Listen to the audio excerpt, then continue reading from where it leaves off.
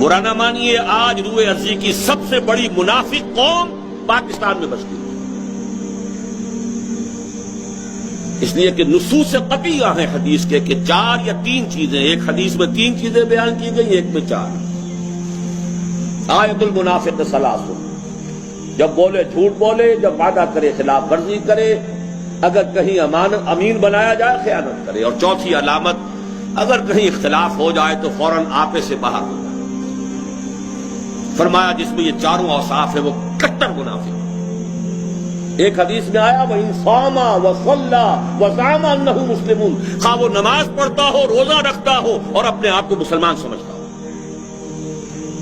اس حدیث کو سامنے رکھیے اور اپنے معاشرے کا جائزہ لے لیجیے۔ یہاں جو جتنا بڑا ہے اتنا ہی بڑا جھوٹا ہے، جو جتنا بڑا ہے اتنا ہی بڑا وعدہ خلاف ہے، جو جتنا بڑا ہے اتنا ہی بڑا خائن ہے، الا ماشاء اللہ۔ حکم الاکثر یا حکم الکل، اکثریت کے اوپر فیصلہ ہوگا۔